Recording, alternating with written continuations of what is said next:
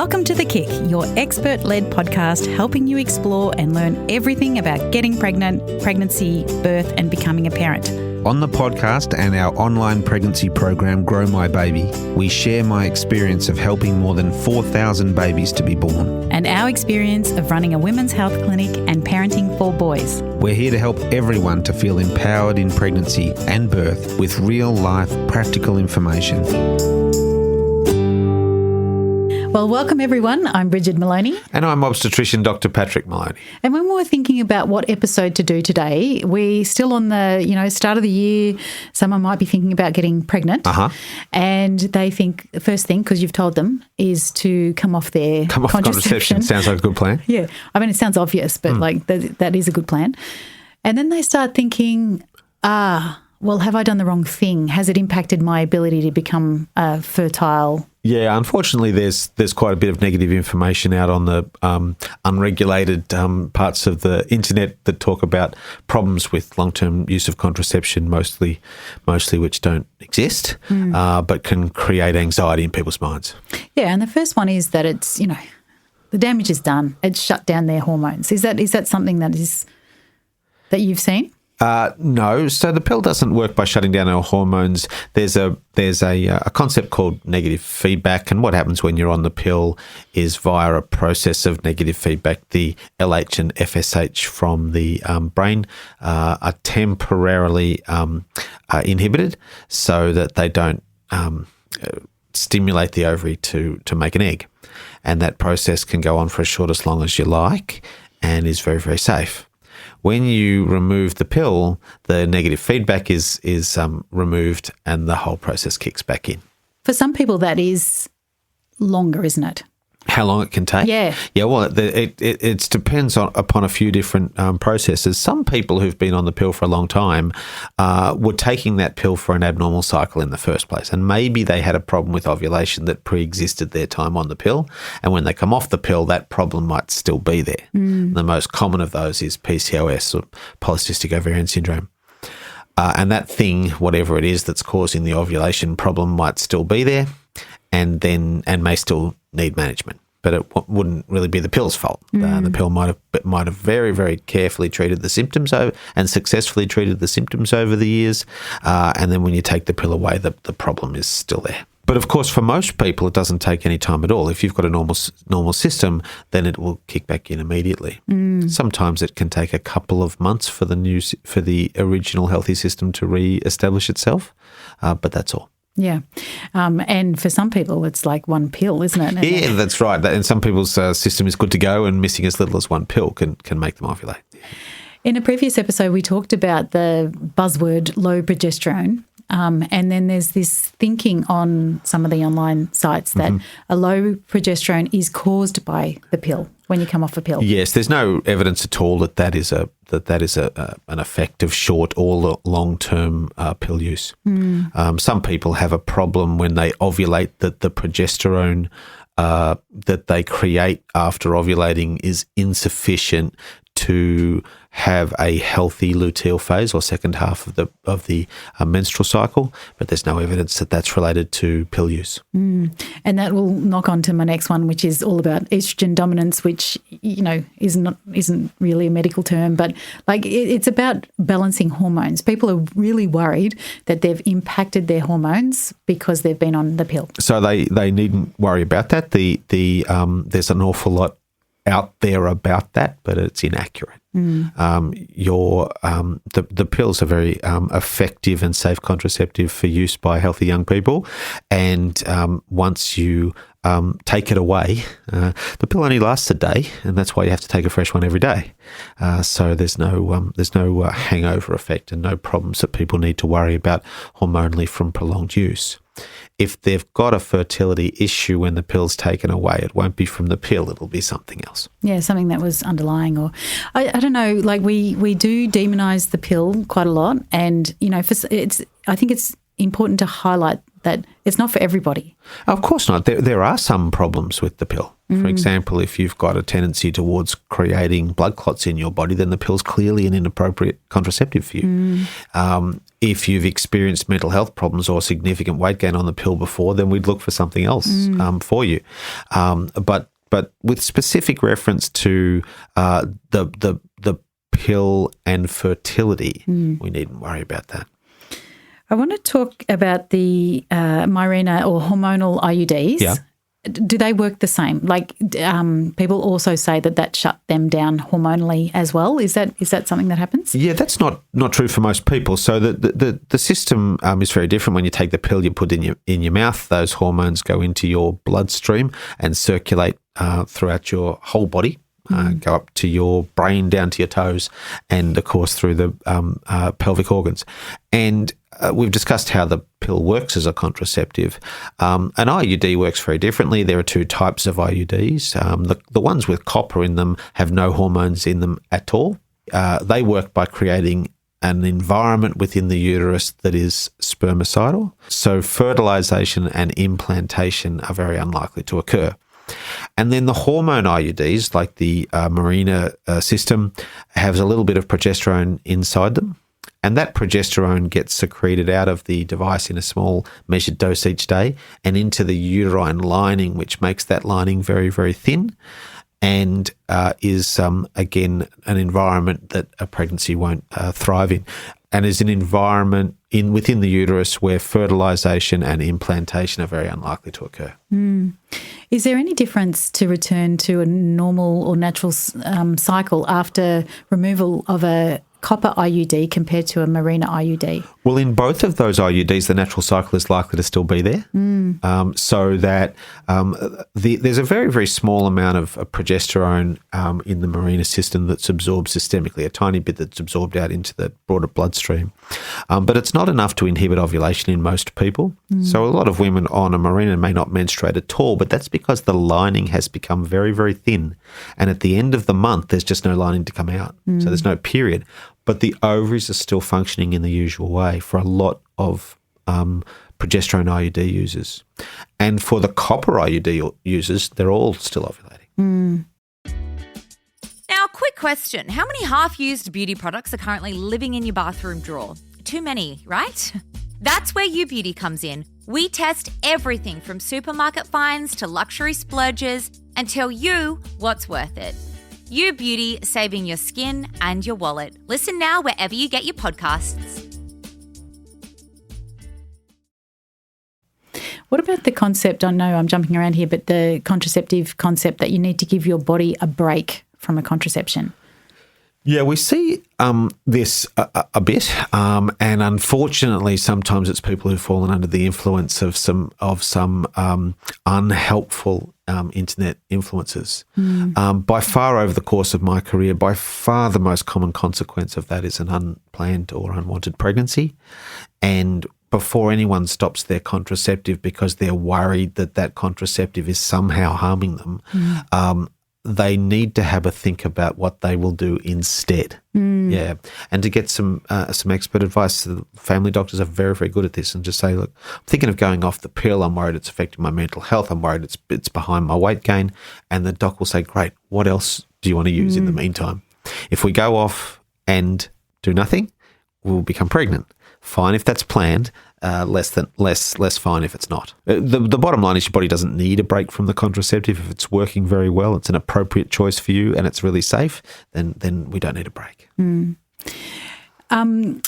Obviously, someone's listening to this because they're planning on getting pregnant, so it may not be as important, but, does the pill decrease libido? And if you remove the pill, you're ready to get pregnant. Yep. Is there a bounce back in libido? Yeah, libido is a complicated thing, isn't it? And it really is multifactorial, and a lot of things need to go right for people to feel in the mood. So there are some people who unquestionably think that their libido is lower on the pill, and I don't doubt that that's true for them. It's not a side effect that's reported commonly, but it certainly exists. Same with things like mental health changes on the pill, a little more common, but the overwhelming majority of people feel fine. The answer in that scenario is not to necessarily stop without a better plan, but to go and discuss your concern with your doc and say, I'm thinking of changing to something else, like a different pill with a different hormonal profile or a non-hormonal solution. What advice can you give me about that? Certainly, I've seen people who've had decreased libido on the pill. I've seen as many people who thought they had increased libido on the pill. Yeah. For some people, knowing that they have very reliable contraception takes some of the anxiety out of sexual activity and appears to improve libido. Yeah, right. Okay, Patty. So, do long-term users of contraception, like the pill, take longer to conceive after stopping compared to non-users? Yeah, it's an excellent question and one that we're obviously very interested in, and all of the evidence suggests that the answer is no. If all else being equal, I should say. So, for example, if someone comes off the pill after a long time and then has a trouble with fertility, then the trouble that they're having with fertility may be very real, but it's very unlikely to be due to pill use.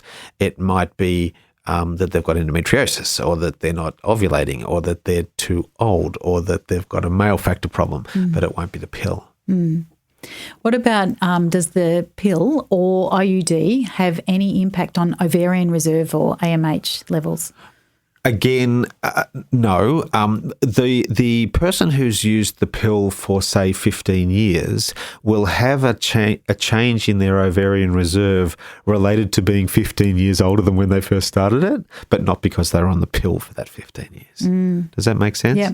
So as we get older, and especially when we're 40 plus, we aren't running out of eggs. There's tons of eggs still in there.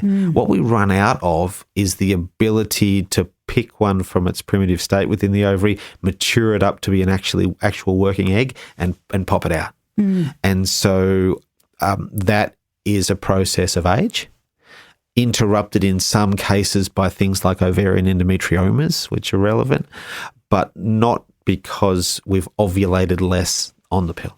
Yeah. And that's a common misunderstanding of how it works. You grew up in a golden time of smash hits and Dolly Doctor. You copied Baby's dance moves and Dirty Dancing, taped Charlene and Scott's wedding, stacked Madonna bracelets up your arm, learned to drive with no power steering. You were pretty fucking cool. But now, no one's talking about you anymore. Not the media, not the culture, not the algorithm. You've been made to feel invisible, which is rude, honestly.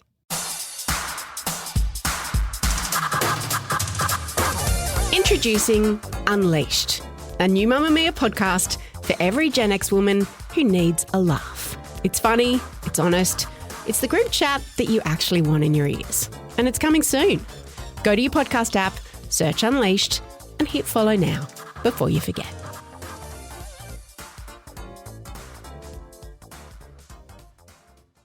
All right, Pat, we have actually done an episode on contraception between pregnancies, but I think it'd probably be worthwhile to talk about it now. Is there any issues that you can see about the different types of contraceptions between pregnancies? Yeah, this is something, obviously a daily issue in obstetric practice, is seeing people, they're back with the baby at 6 weeks. How you going? How's it all going? Any problems? How's the mental health? How's the baby going? Examine mum and baby. And then somewhere between there and taking the happy snap for the photo albums, we have a talk about contraception.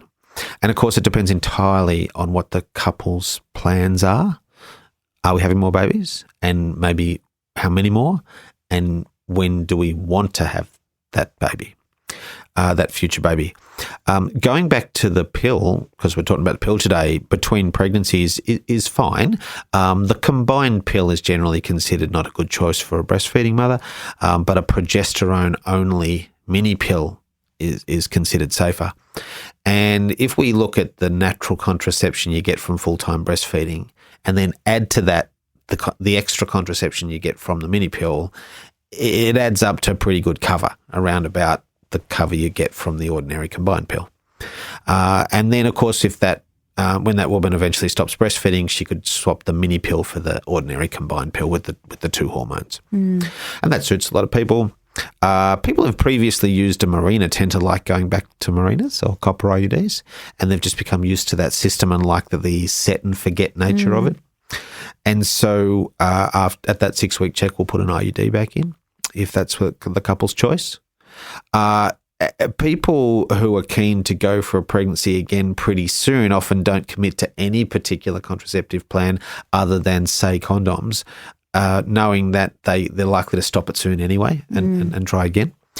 And then the couples that are totally done with babies will then sit down and have a talk about an appropriate permanent contraceptive option. And this is a conversation I always find quite interesting because whilst we're big in favour of male contraception, it is a bit of a bugbear of mine, the number of people who come back and see me 2 or 3 years later saying that their husband has had a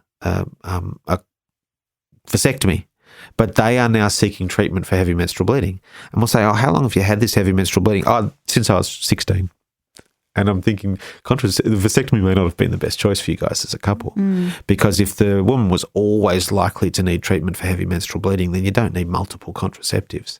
And perhaps we should have treated the woman all along.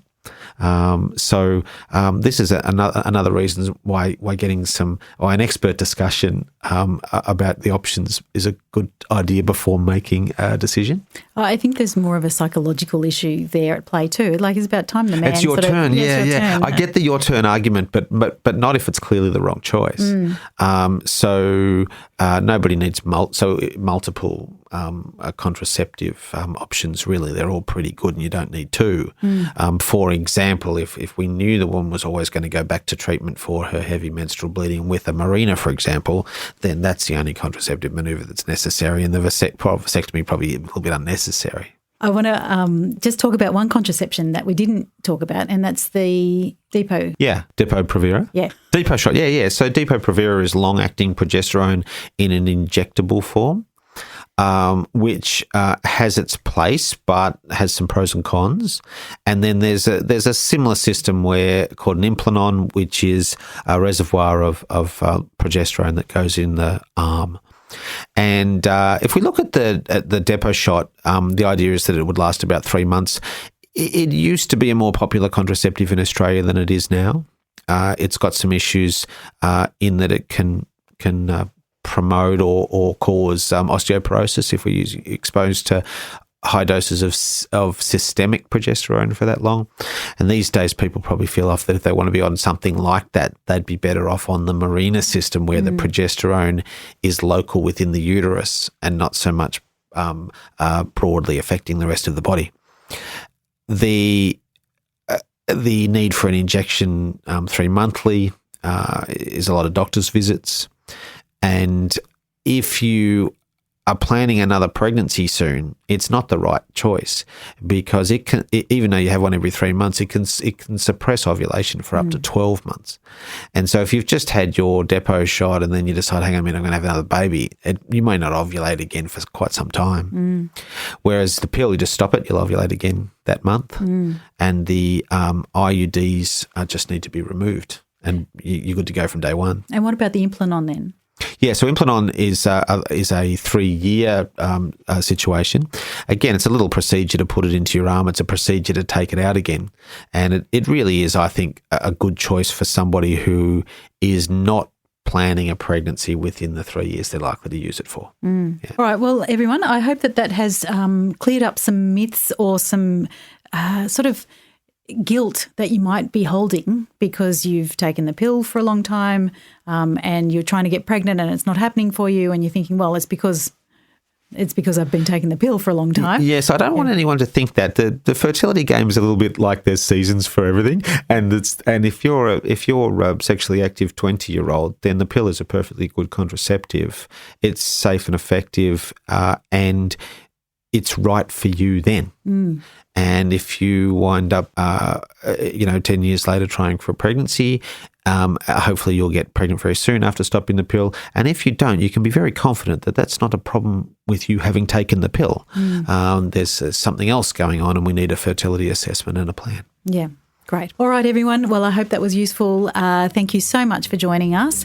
If you are liking this sort of fertility information, we do have our mini program. It's called the Getting Pregnant program, and that is on our website, which is growmybaby.com.au, and we'll put a link in our show notes. You can come and join us there to get some other information about getting pregnant. Good. Until next week. Thanks for joining us, everybody. All right. Bye for now. Hey, even though Dr. Pat is, a doctor, and we get lots of other doctors and other experts on our podcast, I just need to remind you that this podcast is for informational purposes only. We share lots of medical insights and experience, but everything we talk about is general in nature and may not apply to your specific situation. Please always consult with your own healthcare provider for your individual medical advice when you grow your baby. Parenting podcasts can be a bit earnest. Parenting Out Loud is not that podcast. This person who I may not agree with politically is trying to talk about integrating children, not just into his professional life, but into public life. I have referred to myself as one and done. That article did make me rethink the term. It took about 11 seconds for this to go viral. Oh God, is this the ejaculate one? That is deranged and I love it. Parenting changes the way you see everything. Parenting Out Loud takes the big conversations of the moment and puts them through that filter. Because if parents are thinking about it, we're talking about it. Parenting Out Loud. Listen weekly wherever you get your podcasts.